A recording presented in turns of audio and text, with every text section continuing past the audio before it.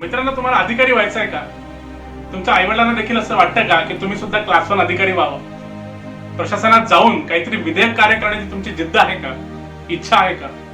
आणि हे सगळं करण्यासाठी स्पर्धा परीक्षेची तयारी मी कशी करू याबद्दल तुमच्या डोक्यामध्ये कन्फ्युजन आहे का? तर मित्रांनो, या सगळ्या प्रश्नांचे उत्तर आज मी तुमच्या समोर घेऊन आलेलो आहे. नमस्कार मित्रांनो, माझं नाव स्वप्नील पुराणिक आणि स्वप्न स्टडीज मध्ये आपल्या सर्वांचं स्वागत आहे.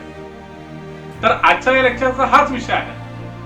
तुमच्या सगळ्यांच्या 10वी आणि 12वीच्या परीक्षा झाल्या असतील आणि आता कॉलेजमध्ये असताना स्पर्धा परीक्षांचा अभ्यास मी कसा करू आणि विशेष म्हणजे एमपीएससीची जी पूर्व परीक्षा आहे तिचा अभ्यास कसा करायला पाहिजे याबद्दल मी तुम्हाला सगळ्यांना सांगणार आहे.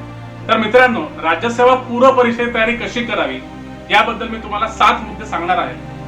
आणि जो 7वा मुद्दा आहे तो अत्यंत महत्त्वाचा आणि क्रुशियल मुद्दा आहे. तुम्ही जर 7व्या मुद्द्याला फॉलो केलं तर तुम्हाला तुमचं यश मिळवण्यामध्ये खूप मोठी मदत होणार आहे मित्रांनो. म्हणून हा संपूर्ण व्हिडिओ, संपूर्ण लेक्चर तुम्हाला शेवटपर्यंत बघायचा आहे.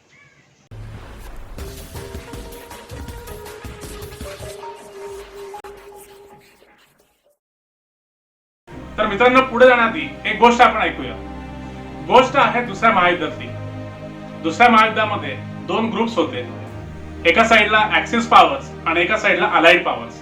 अलाइड पॉवर्स मध्ये ब्रिटन, फ्रान्स आणि सोव्हिएत युनियन होते. तर ऍक्सिस पॉवर मध्ये जर्मनी, इटली आणि जपान होते. जर्मनीने एक मशीन बनवली होती मेसेज पाठवण्यासाठी आणि त्या मशीनचं नाव होतं एनिग्मा मशीन. याचं कारण म्हणजे त्या मशीन मधून पाठवलेले मेसेजेस कोणीही वाचू शकत नव्हतं किंवा कोणीही डिकोड करू शकत नव्हतं. आणि म्हणून या मशीनच्या बळावर जर्मनी दुसरं महायुद्ध जिंकतं की काय अशी सगळ्यांना भीती वाटायला लागली होती. आणि अशातच ब्रिटिश सरकारने त्या मशीनला डिकोड करण्याची जबाबदारी ॲलन ट्युरिंग यांना सोपवली. ॲलन ट्युरिंग हे खूप मोठे गणितज्ञ होते आणि त्यांनी एक मशीन बनवली होती, तिचं नाव ट्युरिंग मशीन. ब्रिटिश गव्हर्नमेंटने त्यांना खूप सारे आर्थिक सहाय्य दिलं, एक त्यांना लॅब स्थापन करून दिली आणि खूप मोठी त्यांना टीम सुद्धा दिली. पण या संपूर्ण कार्यामध्ये ट्युरिंग यांना खूप अडचणी आल्या, खूप साऱ्या संकटांना सामोरं जावं लागलं. पण तरी सुद्धा ट्युरिंग यांनी त्यांचे प्रयत्न सुरू ठेवले. पण खूप वेळ गेला तरी त्यांच्या प्रयत्नांना यश येत नव्हतं. अनेक लोक त्यांना विरोध करत होते आणि शेवटी ब्रिटिश गव्हर्नमेंटने हे ठरवलं की ट्युरिंग यांना दिलेलं अर्थसहाय्य आपण बंद करावं आणि हा संपूर्ण प्रोजेक्ट आपण बंद करावा. एवढंच नाही तर ट्युरिंगचे जे टीममेट्स होते आणि त्यांचे जे जवळचे मित्र होते यांचा सुद्धा ट्युरिंग आणि त्यांच्या मशीनवर विश्वास उरला नव्हता आणि हळूहळू ॲलन ट्युरिंग आणि त्यांची मशीन हे विनोदाचा मुद्दा बनायला लागले होते. एवढी संकट आले तरी ट्युरिंग यांनी त्यांचे प्रयत्न सोडले नाही, त्यांचे प्रयत्न कंटिन्यू केले आणि शेवटी ट्युरिंग यांच्या प्रयत्नांना यश आलं आणि त्यांनी एनिग्मा मशीनला डिकोड केलं. आणि याचा रिझल्ट म्हणजे ब्रिटनला सेकंड वर्ल्ड वॉर जिंकण्यामध्ये खूप मोठी मदत मिळाली. तर मॉरल ऑफ द स्टोरी काय की जर तुम्ही एखादं स्वप्न बघितलं असेल आणि ते पूर्ण करण्याची जिद्द तुमच्यामध्ये असेल आणि कितीही संकट आले तरी तुम्ही तुमचे प्रयत्न सोडणार नसाल तर यश नक्कीच तुमचं असणार आहे मित्रांनो. तर हा पॉझिटिव्ह मेसेज घेऊन आपण पुढच्या डिस्कशनला सुरुवात करूया. तर मित्रांनो, राज्यसेवा पूर्व परीक्षा जर तुम्हाला क्लिअर करायची असेल तर सगळ्यात पहिला मुद्दा म्हणजे परीक्षेचं स्वरूप तुम्हाला समजून घ्यावं लागेल. तर चला मित्रांनो, परीक्षेचं स्वरूप समजून घेऊया. राज्यसेवा पूर्व परीक्षा ही महाराष्ट्र लोकसेवा आयोगातर्फे घेतली जाते. महाराष्ट्र लोकसेवा आयोग म्हणजेच एमपीएससी ही एक घटनात्मक संस्था आहे. एमपीएससी दरवर्षी राज्यसेवा पूर्व परीक्षा आयोजित करते आणि त्यातून निवडलेल्या उमेदवारांची डेप्युटी कलेक्टर, DYSP, तहसीलदार आणि डेप्युटी CEO सारख्या पदांसाठी राज्य सरकारला शिफारस करते. या परीक्षेचे 3 टप्पे आहेत: पूर्व परीक्षा, मुख्य परीक्षा आणि मुलाखत. पूर्व परीक्षेचे 2 पेपर असतात, एक म्हणजे जनरल स्टडीज आणि दुसरा म्हणजे CSAT. दोन्ही पेपर एकाच दिवशी होतात आणि त्यांचा कालावधी 2 तासांचा असतो. पहिला पेपर हा जनरल स्टडीजचा असतो आणि त्यात 100 प्रश्न असतात. प्रत्येक प्रश्नास 2 गुण असतात, म्हणजेच एकूण 200 गुणांचा हा पेपर असतो. CSATचा पेपर दुसरा आणि त्यात 80 प्रश्न असतात आणि प्रत्येक प्रश्नास 2.5 गुण असतात, म्हणजेच हा पेपर देखील 200 गुणांचाच असतो. दोन्ही पेपरला 33% निगेटिव्ह मार्किंग असते, म्हणजे दर 3 चुकीच्या उत्तरांमागे एका उत्तराचे गुण हे आपल्या टोटल स्कोअर मधून वजा केले जातात. आणि म्हणूनच सर्व पेपर अत्यंत काळजीपूर्वक सोडवण्याचा सल्ला उमेदवारांना दिला जातो. अशा प्रकारे 200 आणि 200 अशी 400 गुणांची ही परीक्षा असते आणि दरवर्षी साधारणतः 45 ते 55% एवढा कट ऑफ ठेवला जातो आणि ज्या उमेदवारांनी कट ऑफ क्लिअर केला आहे अशा उमेदवारांना मुख्य परीक्षेसाठी बोलावले जाते। मुख्य परीक्षेत एकूण 6 पेपर असतात आणि म्हणूनच जवळजवळ 3 ते 4 दिवस ही परीक्षा चालते। पहिला पेपर हा मराठी आणि इंग्रजी भाषांचा लेखी पेपर असतो। हा विवरणात्मक पेपर असतो। यामध्ये निबंध लेखन, सारांश लेखन आणि भाषांतर याबाबतचे प्रश्न विचारले जातात आणि त्यासाठी गुण 100 आणि कालावधी 3 तासांचा असतो। दुसरा पेपर देखील मराठी आणि इंग्रजी भाषांचा असतो, परंतु हा लेखी पेपर नसून वस्तुनिष्ठ बहुपर्यायी असतो आणि यामध्ये मराठी आणि इंग्रजी मधील व्याकरण विचारले जाते। त्यासाठी 100 गुण आणि कालावधी 1 तासाचा असतो। दोन्ही भाषा पेपरचा दर्जा उच्च माध्यमिक शालांत एवढा असतो।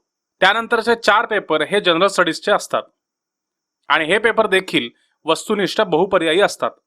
चारही पेपरमध्ये 150 गुणांसाठी 150 प्रश्न असतात आणि त्यांचा कालावधी प्रत्येकी 2 तासाचा असतो। या चारही पेपरचा दर्जा हा पदवी एवढा असतो आणि सर्वात महत्त्वाचे म्हणजे मुख्य परीक्षेत देखील 33% निगेटिव्ह मार्किंग असते। पूर्व परीक्षेप्रमाणे याही परीक्षेसाठी कट ऑफ जाहीर केला जातो आणि कट ऑफ क्लिअर केलेल्या उमेदवारांना मुलाखतीसाठी बोलावले जाते। मुलाखत ही 100 गुणांची असते आणि ही उमेदवाराची एकूण पर्सनॅलिटी टेस्ट असते आणि त्यात उमेदवाराची शैक्षणिक पार्श्वभूमी, त्याचे जनरल अवेअरनेस, चालू घडामोडींबद्दलचे ज्ञान आणि सनदी सेवांसाठी आवश्यक असलेले ॲप्टिट्यूड टेस्ट केले जाते। पूर्व परीक्षेत किती गुण मिळाले हे उमेदवारास कळवले जात नाही आणि गुणवत्ता यादी तयार करण्यासाठी देखील ते ग्राह्य धरले जात नाही। मुख्य परीक्षा आणि मुलाखतीमध्ये मिळालेल्या गुणांची बेरीज केली जाते आणि त्यावर आधारित गुणवत्ता यादी तयार केली जाते आणि अशा प्रकारे निवड झालेल्या उमेदवारांची शिफारस MPSC द्वारे राज्य शासनाकडे केली जाते। तर मित्रांनो, दुसरा मुद्दा म्हणजे अभ्यासक्रम। कुठल्याही परीक्षेचा अभ्यास तुम्हाला जर करायचा असेल तर तिचा अभ्यासक्रम माहिती असणे खूप महत्त्वाचं आहे आणि जर हे माहिती नसेल तर काय वाचावं आणि काय वाचू नये याबद्दल खूप मोठा गोंधळ होतो। तर आपल्याला हा अभ्यासक्रम पहिला समजून घ्यायचा आहे। राज्यसेवा पूर्व परीक्षेची जी जाहिरात आहे, जे नोटिफिकेशन आहे, त्या नोटिफिकेशन अनुसार जो राज्यसेवा पूर्व परीक्षेचा अभ्यासक्रम आहे त्याच्यामध्ये 7 मुद्दे आहेत। तर मित्रांनो, या सिलेबस मधले काही घटक आहेत ते घटक आपण समजून घेऊया। पहिला घटक आहे हिस्ट्री, भारताचा इतिहास। दुसरा घटक आहे पॉलिटी आणि कॉन्स्टिट्यूशन। तिसरा घटक आहे जिओग्राफी। चौथा घटक आहे अर्थव्यवस्था। पाचवा घटक आहे एन्व्हायरमेंट। सहावा घटक आहे सामान्य विज्ञान आणि 7वा घटक आहे करंट अफेअर्स। तर इतिहास घटकाचा जो अभ्यासक्रम आहे तो 2 मुद्द्यांमध्ये विभागलेला आहे। एक म्हणजे भारताचा इतिहास आणि दुसरा म्हणजे भारतीय राष्ट्रीय चळवळीचा इतिहास। भारताच्या इतिहासामध्ये प्राचीन, मध्ययुगीन आणि आधुनिक भारत या टप्प्यांवर प्रश्न येतात। तसेच भारतीय राष्ट्रीय चळवळीमध्ये 1885 पासून तर 1947 पर्यंतचा इतिहास विचारला जातो आणि या संपूर्ण अभ्यासक्रमामध्ये महाराष्ट्राच्या विशेष संदर्भासह प्रश्न विचारले जातात। भूगोल घटकामध्ये महाराष्ट्राचा, भारताचा आणि जगाचा भूगोल आहे आणि या घटकामध्ये आर्थिक, सामाजिक आणि राजकीय भूगोलावर प्रश्न विचारले जातात। दरवर्षी जवळजवळ 3 ते 4 प्रश्न हे मॅप रीडिंगवर सुद्धा असतात। भारतीय संविधान आणि राजकीय व्यवस्थेमध्ये खालील टप्पे येतात: भारतीय संविधान, भारताची राजकीय व्यवस्था, पंचायती राज, नागरी प्रशासन, सरकारी धोरणे आणि हक्कांचे मुद्दे अशा टॉपिक्सवर दरवर्षी प्रश्न विचारले जातात।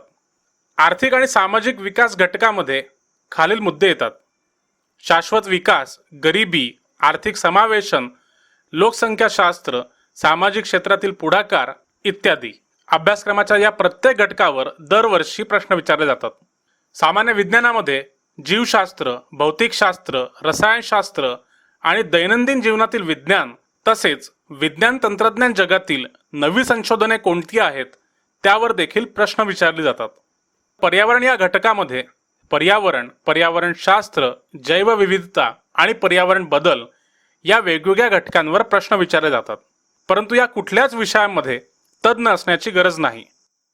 जे जनरल अवेअरनेस आहे, जे जनरल नॉलेज आहे त्यावर आधारित प्रश्न विचारले जातात। आणि सगळ्यात शेवटचा मुद्दा म्हणजे राज्य, राष्ट्रीय आणि आंतरराष्ट्रीय महत्त्वाच्या चालू घडामोडी।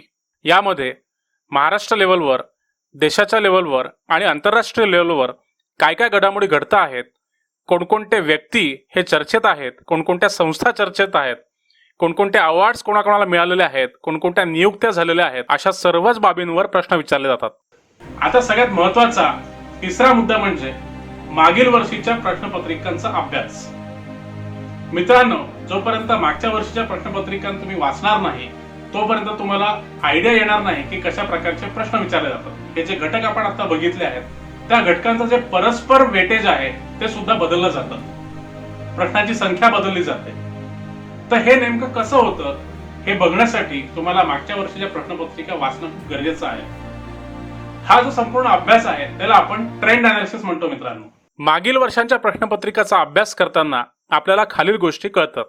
अभ्यासक्रमावर आधारित प्रश्न कशा प्रकारे विचारले जातात, आयोगाची प्रश्न विचारण्याची पद्धत किंवा शैली काय आहे, मागील 3 ते 4 वर्षात काय ट्रेंड सुरू आहे, अभ्यासक्रमातील कुठल्या घटकावर नेमके किती प्रश्न विचारले जातात, चालू घडामोडींवर किती प्रश्न आधारित असतात आणि त्यात काय विचारले जाते, प्रश्न रिपीट होतात का आणि असे रिपीट होणारे प्रश्न किती असतात, या सर्व बाबींचे आकलन आपल्याला मागील प्रश्नपत्रिका वाचल्याने होते. तर मित्रांनो, चौथा मुद्दा आहे पुस्तकांचा. कोणते पुस्तकं वाचावे हे सुद्धा महत्त्वाचं आहे. Some books are to be tested, some books are to be chewed and swallowed and some books are to be digested. राज्यसेवा पूर्व परीक्षेसाठी लागणाऱ्या ज्या मूलभूत संकल्पना आहे त्यासाठी खालील पुस्तके सुचवली जातात. पहिलं म्हणजे स्टेट बोर्डाची क्रमिक पुस्तके. अगदी 4थी पासून तर 12वी पर्यंतची जी पुस्तके आहेत, मग इतिहास असो, भूगोल असो, नागरिकशास्त्र असो, या सर्व विषयांची पुस्तके वाचणे गरजेचे आहे. आणि त्यासोबतच NCERTची क्रमिक पुस्तके म्हणजे अगदी 6वी पासून तर 12वी पर्यंतची पुस्तके वाचणे आवश्यक आहे. त्यासोबतच प्रत्येक विषयासाठी काही महत्त्वाचे संदर्भ ग्रंथ आहेत, त्यांची यादी माझ्या वेबसाईटवर दिलेली आहे आणि त्या वेबसाईटची लिंक मी डिस्क्रिप्शन बॉक्समध्ये दिलेली आहे. तर मित्रांनो, पाचवा मुद्दा आहे न्यूजपेपर्सचा. आपल्याला एक मराठी न्यूजपेपर आणि एक इंग्लिश न्यूजपेपर हे वाचायचे आहे. राज्यसेवा पूर्व परीक्षेसाठी वृत्तपत्रांचे वाचन देखील महत्त्वाचे आहे. चालू घडामोडींवर आधारित प्रश्नसंख्या ही नेहमी जास्त असते.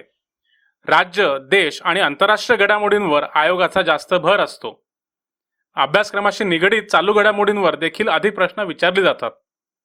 चर्चेतील व्यक्ती, चर्चेतील पुरस्कार, संस्था आणि त्यांचे कार्य या सर्वांवर प्रश्न आधारलेले असतात.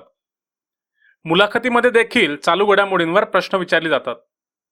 उमेदवाराचे आर्थिक, सामाजिक, राजकीय, वैज्ञानिक आणि पर्यावरणीय भान त्यात पाहिले जाते. त्यामुळे वृत्तपत्रे खूप महत्त्वाची असतात. मग कोणती वृत्तपत्रे वाचावीत? तर एक मराठी वृत्तपत्र म्हणजे दैनिक लोकसत्ता, तर एक इंग्रजी वृत्तपत्र, मग द हिंदू असो किंवा इंडियन एक्सप्रेस असो, कुठलेही एक इंग्रजी वृत्तपत्र वाचणे आवश्यक आहे. तर मित्रांनो, 6वा मुद्दा म्हणजे पर्सनॅलिटी डेव्हलपमेंटचा. तुम्हाला या 3 वर्षामध्ये तुमचं जे ग्रॅज्युएशनचे जे 3 वर्ष आहेत किंवा 4 वर्ष आहेत, यामध्ये आपली पर्सनॅलिटी डेव्हलप करायची आहे. मग यामध्ये अवांतर वाचन असो किंवा तुमचं संवाद कौशल्य असो, कम्युनिकेशन स्किल्स असो, एटिकेट्स किंवा मॅनर्स असो, तुमची बॉडी लँग्वेज असो, या सगळ्या गोष्टी तुम्हाला डेव्हलप करायच्या आहेत. तर मित्रांनो, 7वा आणि सगळ्यात महत्त्वाचा मुद्दा म्हणजे नियोजनाचा.